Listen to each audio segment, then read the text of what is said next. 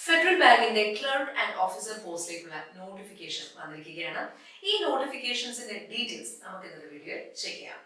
Welcome to EduGarnet. I am Kaladi. These exams in the post apply the last date July 15th. അതുകൊണ്ട് തന്നെ July 10th apply ചെയ്യാൻ ഉദ്ദേശിക്കുന്നവർ apply ചെയ്ത് തീർക്കണം. എപ്പോഴും പറയാറുള്ളതുപോലെ തന്നെ സൈറ്റ് ബിസി ആവും, അപ്പോൾ നമുക്ക് പിന്നെ അപ്ലൈ ചെയ്യാൻ ബുദ്ധിമുട്ട് വരും. അതുകൊണ്ട് ഈ ഡേറ്റ് ഓർത്തോളം ജൂലൈ 15th ആണ് കരുതിയിരിക്കരുത്, ജൂലൈ 10th അപ്ലൈ ചെയ്ത് തീർക്കണം. നോട്ടിഫിക്കേഷന്റെ കൂടുതൽ ഡീറ്റെയിൽസ് പോകുന്നതിന് മുൻപ് നമ്മൾ അറിയേണ്ട രണ്ട് കാര്യങ്ങളുണ്ട്. അതായത് ആർക്കാണ് ഈ എക്സാംസിന് അപ്ലൈ ചെയ്യാൻ പറ്റുക. ക്ലറിക്കൽ പോസ്റ്റിലേക്കാണെങ്കിലും PO പോസ്റ്റിലേക്കാണെങ്കിലും ഈ രണ്ട് പോസ്റ്റുകളിലേക്കും ആർക്ക് അപ്ലൈ ചെയ്യാൻ പറ്റും, പ്രത്യേകിച്ച് എഡ്യൂക്കേഷനും ഏജ്. കാരണം നമ്മുടെ പൊതുമേഖലാ ബാങ്കുകളെ പോലല്ല ഈ private banks, federal, south Indian തുടങ്ങിയ പ്രൈവറ്റ് ബാങ്ക്സ് വരുമ്പോൾ അവരുടെ കണ്ടീഷൻസിൽ ചില വ്യത്യാസങ്ങൾ ഉണ്ട്. അപ്പൊ അത് സാറ്റിസ്ഫൈ ചെയ്യുന്നവർ മാത്രം ഇത് ചെക്ക് ഔട്ട് ചെയ്താൽ മതിയാവില്ല. നമ്മുടെ പൊതുമേഖലാ ബാങ്കുകളിൽ വരുമ്പോൾ ഏത് ഡിഗ്രിക്കാർക്കും പറ്റും, പെർസെന്റേജ് പ്രശ്നമല്ല, ഏജിൽ OBC-കാർക്കൊക്കെ 3 years റിലാക്സേഷൻ ഉണ്ട്, അങ്ങനെ പല കാര്യങ്ങളുണ്ട്. ഫെഡറലിന് അതിനകത്തൊക്കെ ചില വ്യത്യാസങ്ങൾ ഉണ്ട്. അപ്പൊ ഞാൻ അത് പറഞ്ഞുതരാം. ആദ്യമേ ഫസ്റ്റ്ലി എഡ്യൂക്കേഷണൽ ക്വാളിഫിക്കേഷൻ നമുക്ക് നോക്കാം. ശ്രദ്ധിച്ചു കേട്ടോണം. ക്ലറിക്കൽ പോസ്റ്റിന്റെ കേസിൽ ഡിഗ്രി മതിയാവും, any degree, okay, any degree, no problem. പക്ഷേ 10th 12th degree throughout 60% mark minimum ഉണ്ടായിരിക്കണം. പെർസെന്റേജ് വിഷയമാണ്, കുറഞ്ഞത് 60% വേണം throughout 10th 12th and degree. ഇത് സാറ്റിസ്ഫൈ ചെയ്യുന്നവർക്ക് മാത്രമേ ഫെഡറലിന്റെ ക്ലറിക്കൽ പോസ്റ്റിലേക്ക് അപ്ലൈ ചെയ്യാൻ പറ്റത്തുള്ളൂ. ഇനി നമുക്ക് കമ്പയർ ചെയ്ത് പറയാം രണ്ട് പോസ്റ്റും കൂടെ. ഫെഡറലിന്റെ POയുടെ അതായത് ഓഫീസർ പോസ്റ്റിന്റെ കേസിൽ ഡിഗ്രി മാത്രം ഉണ്ടായാൽ പോരാ, പോസ്റ്റ് ഗ്രാജുവേഷൻ വേണം. അങ്ങനെയുള്ളവർക്ക് ഓഫീസർ പോസ്റ്റിലേക്ക് അപ്ലൈ ചെയ്യാൻ പറ്റത്തുള്ളൂ. അവിടെ പെർസെന്റേജ് പ്രശ്നമാണ്. 10th 12th degree PG through out 60% ഉണ്ടാവും. ഓക്കെ, സോ ക്ലർക്കിന്റെ കേസിൽ ഡിഗ്രി മതി, പക്ഷേ ഓഫീസർ പോസ്റ്റിന്റെ കേസിൽ PO വേണം. രണ്ടിന്റെ കേസിലും 10th മുതൽ ത്രൂ ഔട്ട് ആ ലെവൽ വരെ 60% ഉള്ളവർക്കേ പറ്റത്തുള്ളൂ.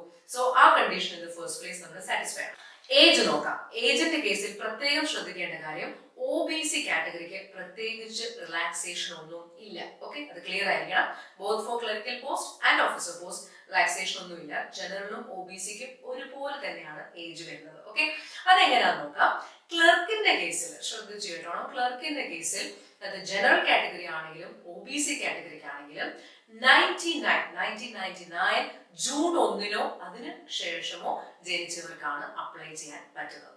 അപ്പോൾ 99 തന്നെ ജൂണിന് മുൻപുള്ള മാസങ്ങളിൽ ജനിച്ചതാണെങ്കിൽ പറ്റുമോ എന്ന് ചോദിച്ചാൽ പറ്റത്തില്ല. അതേ ഉള്ളൂ. ഓക്കെ, 99 ജൂൺ 1 അതിന് ശേഷമോ ജനിച്ചവർക്കാണ് ഏത് പോസ്റ്റിലേക്ക് അപ്ലൈ ചെയ്യാൻ പറ്റുക, ക്ലറിക്കൽ പോസ്റ്റിലേക്ക്. That is four general and OBC. ഇനി SC/ST കാറ്റഗറിയുടെ കേസിൽ 94 ജൂൺ 1 ക്ലറിക്കൽ പോസ്റ്റ് കാര്യമാണ്. 94 ജൂൺ 1 അതിനുശേഷമോ അപ്ലൈ ചെയ്തവരാണ് SC/ST കാറ്റഗറിയിൽ പറ്റും. ഇനി നെക്സ്റ്റ് ഓഫീസർ പോസ്റ്റിന്റെ കേസ്. ഓഫീസർ പോസ്റ്റിന്റെ കേസിൽ അഗൈൻ ജനറലിനും OBC-ക്കും 96 ജൂൺ 1 അതിനുശേഷമോ ജനിച്ചവർ, 1996 ജൂൺ 1 അതിനുശേഷമോ ജനിച്ചവർക്കാണ് PO, general and OBC. SC/ST കാറ്റഗറിയുടെ കേസിൽ 91 ജൂൺ 1 അതിനുശേഷം. ഓക്കെ, അപ്പൊ ഈ ഡേറ്റ്സ് ചെക്ക് ഔട്ട് ചെയ്യുക. ഒന്ന് എഡ്യൂക്കേഷൻ സാറ്റിസ്ഫൈ ഉണ്ടോ, അതുപോലെ ഈ ഏജ് നമ്മുടെ കാറ്റഗറി വൈസ് നോക്കുമ്പോൾ സാറ്റിസ്ഫൈ ഉണ്ടോ.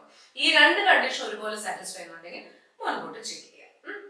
ഇനി ഇതിനകത്ത് നമ്മൾ പോസ്റ്റിംഗ് വരുന്നത് എക്സാമിന് ലാസ്റ്റ് ഡേറ്റ് ഞാൻ പറഞ്ഞല്ലോ. സാലറിയും റിമ്യൂണറേഷനും സ്കെയിൽ ഓഫ് പേ കാര്യങ്ങളൊക്കെ നോട്ടിഫിക്കേഷനിൽ രണ്ടാമത്തെ പോയിന്റ് ആയിട്ട് രണ്ടിന്റെയും നോട്ടിഫിക്കേഷൻസിൽ പ്രത്യേകമായിട്ട് മെൻഷൻ ചെയ്തിട്ടുണ്ട്. പേയ്മെന്റും കാര്യങ്ങളൊക്കെ എങ്ങനെ വരും, ബേസിക് പേ എങ്ങനെയാണ്, അലവൻസസ് എല്ലാം കൂടെ ചെയ്യുമ്പോൾ എങ്ങനെയാണ് എന്നൊക്കെ അവർ കൃത്യമായിട്ട് ക്ലാസിഫൈ ചെയ്തിട്ട് നോട്ടിഫിക്കേഷൻ പോയിന്റ് നമ്പർ 2 ആയിട്ട് ക്ലർക്കിന്റെയും POയുടെ കേസിൽ അവർ കൊടുത്തിട്ടുണ്ട്. അവിടെ നിങ്ങൾക്ക് ചെക്ക് ചെയ്യാം.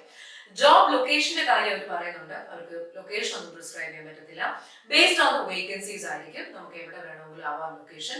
ലൊക്കേഷനിൽ അവർ ഗ്യാരണ്ടി ഒന്നും പറയുന്നില്ല, എവിടെ വേണമെങ്കിലും ആകാം. ഇനി എക്സാമിന്റെ ഒരു പാറ്റേൺ എങ്ങനെയാണെന്ന് വെച്ചാൽ, ക്ലർക്കിന്റെ കേസിലാണെങ്കിലും POയുടെ കേസിലാണെങ്കിലും ഫെഡറൽ ബാങ്കിന്റെ എക്സാമിന്റെ രീതി എന്ന് പറഞ്ഞാൽ ആദ്യം ഒരു ആസ് യൂഷ്വൽ നമുക്ക് ബാങ്ക് എക്സാംസിനൊക്കെ ഉള്ളതുപോലെ തന്നെ സാധാരണഗതിയിലുള്ളതുപോലെ ഒരു ഓൺലൈൻ ടെസ്റ്റ്, പിന്നെ ഗ്രൂപ്പ് ഡിസ്കഷൻ, പിന്നെ ഇന്റർവ്യൂ. ഈ ഗ്രൂപ്പ് ഡിസ്കഷൻ ഒക്കെ ഫെഡറലിലൊക്കെ മാത്രം ഉള്ളതാണ്. നമ്മുടെ സാധാ നാഷണലൈസ് ബാങ്ക്സിലൊന്നും നമുക്ക് അങ്ങനെ ഒരു റൗണ്ട് ഇല്ല. പക്ഷെ ഫെഡറൽ സൗത്ത് ഇന്ത്യയിലൊക്കെ വരുമ്പോൾ അവർക്ക് അത്തരത്തിലുള്ള ഒരു റൗണ്ട് ഉണ്ട്. ഓക്കെ, സോ റൗണ്ട്സ് വരുന്നത് online test, group discussion, interview.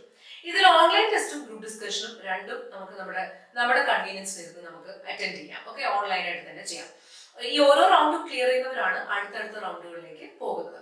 Last round, അതായത് ഇന്റർവ്യൂവിന്റെ കേസിൽ അവർ പറയുന്ന സെന്ററിൽ നമ്മൾ ചേരണം. ഓക്കെ, ബാക്കി ടെസ്റ്റും ഗ്രൂപ്പ് ഡിസ്കഷനും നമ്മുടെ കൺവീനിയൻസ് നമുക്ക് വീടുകളിലോ ഇവിടെ ചെയ്യുന്ന അറ്റൻഡ് ചെയ്യാം. പക്ഷെ നെറ്റ് ഫെസിലിറ്റി ഉറപ്പ് വരുത്തിക്കോണം. അതിൽ ബ്രേക്ക് വന്നാൽ നമ്മൾ ഔട്ട് ആവും, അത്രേ ഉള്ളൂ. ഓക്കെ, അപ്പോൾ ടെസ്റ്റ് ക്ലിയർ ചെയ്യുന്നവർക്ക് ഗ്രൂപ്പ് ഡിസ്കഷൻ ക്ലിയർ ചെയ്യുന്നവർക്ക് ഇന്റർവ്യൂ. ഇന്റർവ്യൂവിന് കേരളത്തിൽ വരുന്ന ലൊക്കേഷൻസ് അവർ പറഞ്ഞിരിക്കുന്നത് എറണാകുളം, കോട്ടയം, കോഴിക്കോട്, തിരുവനന്തപുരം, ഈ 4 സ്ഥലങ്ങളാണ്. ഇതിലെവിടെയെങ്കിലും ആയിരിക്കും നമുക്ക് ഇന്റർവ്യൂവിന്റെ ലൊക്കേഷൻ വരുന്നത്. ഇനി ഇതിൽ പ്രധാനപ്പെട്ട ഒരു കാര്യം, അതുപോലെ തന്നെ വർക്ക് എക്സ്പീരിയൻസിന്റെ ഒരു കാര്യം ഓഫീസർ നോട്ടിഫിക്കേഷൻ പറയുന്നുണ്ട്. പക്ഷെ അത് വരി ചെയ്യേണ്ടത് ഡിസൈറബിൾ തന്നെ അവർ പറയുന്നു. അതായത് നിങ്ങൾക്ക് എന്തെങ്കിലും ബാങ്കിങ്, ഫിനാൻസ്, ഇൻഷുറൻസ് മേഖലകളിൽ എക്സ്പീരിയൻസ് ഉണ്ടെങ്കിൽ ഓക്കെ, അല്ലാതെ അത് കമ്പൽസറി ഒന്നും അല്ല. ഇപ്പൊ അഥവാ നിങ്ങളൊരു ഫ്രഷർ ആണെങ്കിൽ അതിനെക്കുറിച്ച് വറി ചെയ്യേണ്ട ആവശ്യമൊന്നുമില്ല, നോ പ്രോബ്ലം. എഡ്യൂക്കേഷൻ കണ്ടീഷനും ഏജും സാറ്റിസ്ഫൈ ചെയ്യുന്നവർക്ക് അപ്ലൈ ചെയ്യാം, അത് അത്രയേ ഉള്ളൂ. ഓക്കെ, ഇനി ഇതിൽ മെയിൻ ആയിട്ടുള്ള ഒരു കണ്ടീഷൻ, ഒരു ബോണ്ടിന്റെ കാര്യമുണ്ട്, അത് ശ്രദ്ധിക്കണം. അതൊക്കെ ഓക്കെ ആയിട്ടുള്ളവർ അപ്ലൈ ചെയ്യണം. അതായത് ക്ലർക്കിന്റെ കേസിൽ ആദ്യത്തെ 6 മാസം ട്രെയിനിങ് പീരീഡ് ആണ്. അത് എപ്പോഴും ക്ലറിക്കൽ പോസ്റ്റ് ആകാനാണ് 6 മാസം ട്രെയിനിങ് പീരീഡ് ആയി. അതുപോലെ തന്നെ 2 വർഷത്തെ ബോണ്ട് ഉണ്ട്. ദാറ്റ് മീൻസ് നമ്മൾ 2 വർഷം, നമ്മൾ വൺ സെലക്ട് ആയി കഴിഞ്ഞാൽ 2 ഇയർ വർക്ക് ചെയ്തോളാം എന്നുള്ള ബോണ്ട് നമ്മൾ സൈൻ ചെയ്തിട്ടുണ്ട്. ഇൻ കേസ് നമ്മൾ ആ ബോണ്ട് ബ്രേക്ക് ചെയ്താൽ 30,000 rupees നമ്മൾ പേ ചെയ്യേണ്ടി വരും, 30,000. അത് ക്ലർക്കിന്റെ കാര്യമാണ്. ഇനി ഓഫീസർ പോസ്റ്റിന്റെ കേസിൽ നമുക്ക് 2 വർഷം പ്രൊബേഷൻ പീരീഡ് ആണ്. അഗൈൻ അതും എപ്പോഴും അങ്ങനെയാണ്. ഓഫീസർ പോസ്റ്റിലേക്ക് കയറുമ്പോൾ 2 ഇയേഴ്സ് പ്രൊബേഷൻ പീരീഡ് ആയിരിക്കും. നമ്മുടെ കാര്യങ്ങളൊക്കെ പഠിപ്പിച്ചേർന്നല്ലോ. പിന്നെ മിനിമം നമ്മൾ 2 ഇയേഴ്സ് ബാങ്കിന്റെ ഒപ്പം വർക്ക് ചെയ്യും എന്നുള്ള ഗ്യാരണ്ടി നമ്മൾ കൊടുക്കണം. ആ ഗ്യാരണ്ടി ബ്രേക്ക് ചെയ്താൽ 50,000 രൂപയാണ് നമ്മൾ പേ ചെയ്യുന്നത്. സോ ക്ലർക്കിന്റെ കേസിൽ 30,000, പിഒയുടെ കേസിൽ 50,000. രണ്ടിന്റെയും പീരീഡ് അവർ പറയുന്നത് 2 ഇയേഴ്സ് ആണ്. ഓക്കെ, ഓൺലൈനായിട്ടാണ് നമ്മൾ പരീക്ഷയ്ക്ക് അപ്ലൈ ചെയ്യുന്നത്. ഫെഡറൽ ബാങ്കിന്റെ ഒഫീഷ്യൽ സൈറ്റിലൂടെയാണ്. അവിടെ കരിയേഴ്സ് എന്ന് പറയുന്നൊരു ഓപ്ഷൻ ഉണ്ട്. അതിലൂടെ കയറിയിട്ടാണ് ഈ 2 പോസ്റ്റുകളിലേക്കും എലിജിബിലിറ്റി ഉള്ളവർക്ക് അപ്ലൈ ചെയ്യാൻ പറ്റും. ആപ്ലിക്കേഷൻ ഫീ വരുന്നത് ഓഫീസറുടെ കേസിൽ ജനറൽ ഒബിസിക്കാർക്ക് 700ഉം SC/ST-കാർക്ക് 140. ക്ലറിക്കൽ പോസ്റ്റിൽ ജനറൽ ഒബിസിക്ക് 600ഉം SC/ST കാറ്റഗറിക്ക് 120ഉമാണ് ആപ്ലിക്കേഷൻ ഫീ വരുന്നത്. ഓക്കെ, ഇതൊക്കെയാണ് ഈ ഫെഡറൽ ബാങ്കിന്റെ ക്ലർക്ക് ആൻഡ് ഓഫീസർ പോസ്റ്റിന്റെ നോട്ടിഫിക്കേഷന്റെ ഡീറ്റെയിൽസ്. പ്രധാനപ്പെട്ട കാര്യങ്ങൾ ഇതൊക്കെ തന്നെയാണ്. മെയിനായിട്ട് എഡ്യൂക്കേഷനും ഏജും സാറ്റിസ്ഫൈ ചെയ്യുന്നവരാണ് ഇതിലേക്ക് പോകേണ്ടത്. ഈ എക്സാംസിനായി അപ്ലൈ ചെയ്യാൻ ഉദ്ദേശിക്കുന്നവർ ഇനി ഒരു രീതിയിലും സമയം കളയരുത്, എത്രയും നേരത്തെ അപ്ലൈ ചെയ്യേണ്ടതാണ്. ബിക്കോസ് ഞാൻ നേരത്തെ പറഞ്ഞല്ലോ, സ്വാഭാവികമായും സൈറ്റ് മിസ് ചെയ്യും. അതുകൊണ്ട് കഴിയുന്നത് നേരത്തെ തന്നെ അപ്ലൈ ചെയ്തെടുക്കുക. ബട്ട് അഗെയിൻ അപ്ലൈ ചെയ്യുമ്പോൾ ഡീറ്റെയിൽസ് എല്ലാം കറക്റ്റ് ആയിട്ട് തന്നെ ഫില്ല് ചെയ്യണം. പ്രത്യേകിച്ച് നമ്മുടെ പേര്, അതിലൊരു മിസ്റ്റേക്ക് വരരുത്. റെക്കോർഡിക്കലി എങ്ങനെയാണ് നമ്മുടെ പേര് വരുന്നത് ആ രീതിയിൽ തന്നെയാണ് നമ്മൾ ഇപ്പോൾ ഏത് എക്സാമിന് അപ്ലൈ ചെയ്താലും കൊടുക്കേണ്ടത്. ഓരോ ഡീറ്റെയിൽസും വായിച്ച് നോക്കിയിട്ട് വേണം നമ്മൾ ഫില്ല് ചെയ്യാൻ.